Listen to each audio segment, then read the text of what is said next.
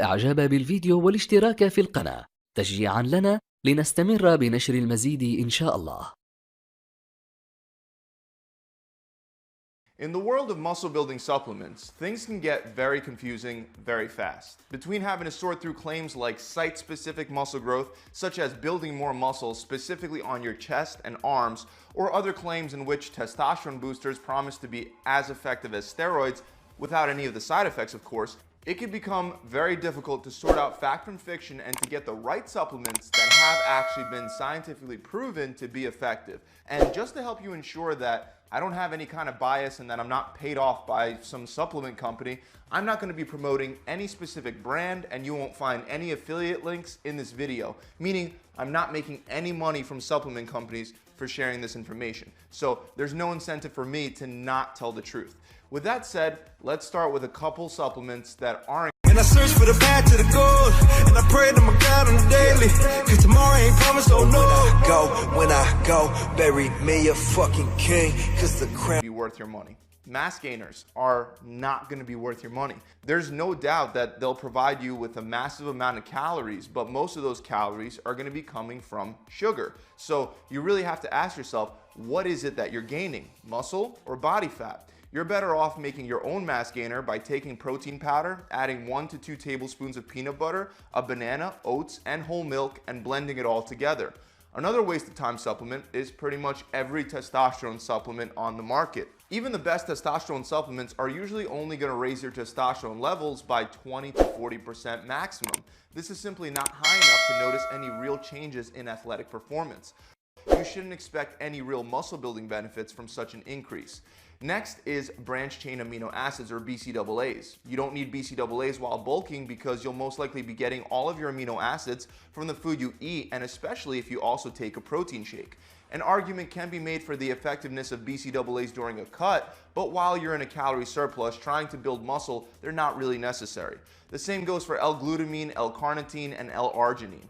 Now, the first controversial supplement that you may actually want to look into if you're planning on training in a fasted state is HMB. HMB is a byproduct of the breakdown of leucine, and leucine is the most powerful amino acid for muscle growth.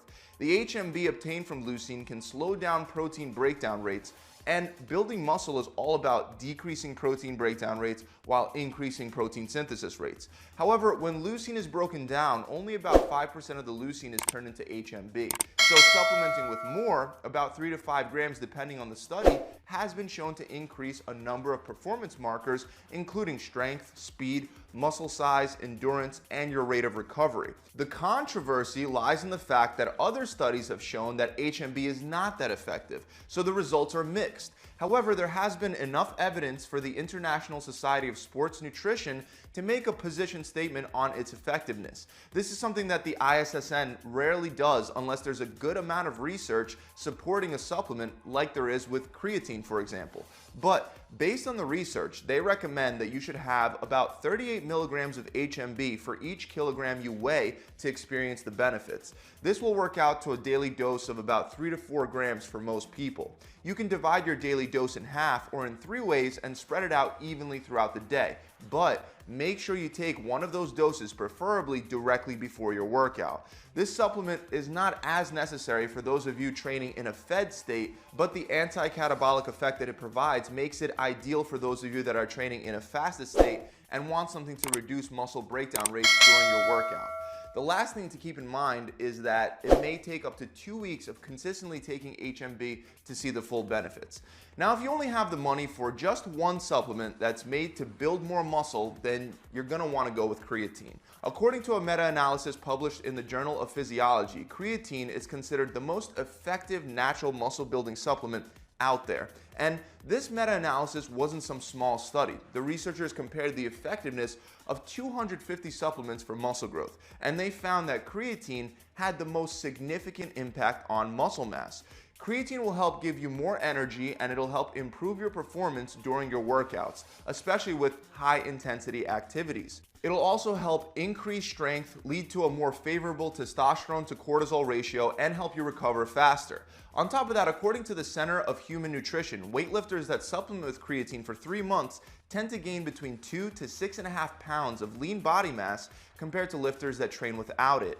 The original and most studied form of creatine is creatine monohydrate, but nowadays there are a ton of new creatine products to choose from. There's creatinine and creatine HCl, which is believed to dissolve better in water and can help reduce bloating and cramping. And there's also creatine ethyl ester as well as creatine nitrate, which are believed to absorb better than creatine monohydrate, requiring smaller doses. Out of all of these, there's no doubt that monohydrate is the most well-researched, proven, and it's also the cheapest. With that said, many people swear by these other forms of creatine, so you may find some unique benefits by experimenting, especially if you find yourself getting bloated or an upset stomach from creatine use. As far as how much to take, you may choose to do a week-long loading phase where you would have 20 grams of creatine every day for 5 to 7 days, and then you would transition to only having 5 grams per day. While you can do that, it's not absolutely necessary. If you just take 5 grams per day every day from the start instead of loading, you'll still saturate your muscles with creatine. It just may take a little longer. Some people choose to cycle creatine where they take it for 6 to 12 weeks and then stop for 4 weeks. While there is no conclusive evidence in favor of cycling or not cycling, if you choose to cycle, you may want to do a loading phase at the beginning of each of your cycles. On the other hand, if you consistently take it without stopping, you may want to drop to only 3 grams per day rather than a full 5, as that should be enough to keep your muscles saturated with the creatine. Now, regardless of which creatine you get or how much you take, you should know that about 20 to 30% of the population is considered non-responsive to creatine use, which means they won't notice significant changes when taking this supplement. Another supplement that you may want to consider is a good pre-workout supplement. An effective pre-workout supplement will help increase your strength and energy during your workouts, as well as give you a better pump. Great pre-workouts will typically contain ingredients like beta-alanine, which will help delay the onset of fatigue and increase muscular endurance, citrulline malate, which can help improve blood flow, increase performance, improve recovery, and even provide a slight boost in growth hormone during a workout. And the last ingredient you'll definitely want is caffeine, as this will be what's providing most of the boost in your energy levels. The problem with pre-workouts is that they can get a little tricky because if you take them too often, you'll feel like you can't work out without the boost that they provide. You'll literally feel sluggish and tired in the gym on the days that you don't take it. So to avoid this and to get the maximum benefit out of a pre-workout, I recommend only taking it 2 to 3 times a week on the days that you're really gonna push yourself in the gym. Let's move on to protein powder. Now, even though you don't need protein powder to build muscle, since you can get all the protein you need from real food, protein powder can still make a couple things easier for you. First of all, you can take it on the go, and it's not always possible to prepare a high protein meal on the go.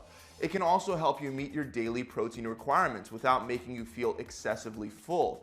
You want to have at least 0.7 to 0.8 grams of protein for each pound of body weight to give you the maximum muscle building benefits. And if you're cutting, you may want to have a little more than that. The protein will be used in a process known as protein synthesis to repair and build muscle.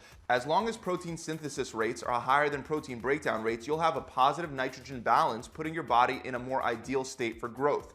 This is also why it may be a good idea to have a protein shake after your workout. When you work out, protein breakdown rates will rise. You can slow this down and increase protein synthesis rates just by having a protein shake soon after your workout. If you work out in a fasted state, then having that protein shake sooner after a workout rather than later can really help with building muscle. However, if you have some protein before your workout, you don't have to worry so much about how soon you take down that protein shake, even if it's hours later. When choosing the right type of protein, you have a number of options, including whey, casein, soy, rice, beef, bean, egg, pea, and hemp, just to name a few. Now, just to make it super simple for you, studies show that animal-based protein powders lead to higher protein synthesis rates when compared to plant-based sources. This doesn't mean that you can't go with a plant-based protein powder like soy, rice, or pea, as long as you have a variety of plant-based sources throughout the day. The two main dairy-based protein powders are whey and casein. Whey protein has a faster digestion time, allowing it to get into the bloodstream quickly. On the other hand, casein takes longer to digest, sometimes taking up to 4 hours. Whey is better if you're having it after a workout, not only because of its faster absorption rate, but also because it has a better amino acid profile for building muscle. To be more specific, it's one of the best sources of leucine, which, as we discussed, is the most important amino acid for muscle growth. Now, this doesn't mean that casein doesn't offer its own unique advantages that may make you want to consider getting it too. Taking casein before bed has been shown in studies to help increase type 2 muscle fiber size as well as overall muscle strength. This may be because you'll be able to maintain a more positive protein balance while you sleep if you consume a slow digesting source of protein beforehand. However, if you're only looking for a post-workout supplement, or you can only choose one of the two, now within the category of whey protein, you have concentrate and isolate. While whey concentrate will probably be the cheaper of the two, it will also contain less protein and more carbs and fats instead. Besides concentrate and isolate, there's also hydrolyzed whey, which is believed to be even faster absorbing, but it's a lot more expensive. Given the fact that regular whey, there's no scientific data showing that hydrolyzed whey will absorb even faster than regular isolate, I recommend saving your money and sticking with isolate. If you're lactose intolerant, I recommend egg protein powder. And if you want a plant-based protein source, you should get one that includes multiple plant-based sources like a mix of pea and rice to get a more balanced amino acid profile. The last supplement that you may want to look into if you're in a cold climate is vitamin D. And the reason is because most people don't get enough vitamin D in daily, especially in cold climates. Your body normally gets vitamin D from the sun, but if you don't get enough sun exposure, you probably don't have optimal levels. If you're deficient in vitamin D, your testosterone levels will be impacted in a very negative way. So if you don't get much sunshine, you may want to consider adding this relatively cheap supplement into your plan. That's about it, guys. I hope you enjoyed this video, and also keep in mind that supplements like creatine can really help, but no supplement will replace hard work in the gym combined with a solid meal plan. At the end of the day, supplements will make up less than 5% of your results. The rest is up to your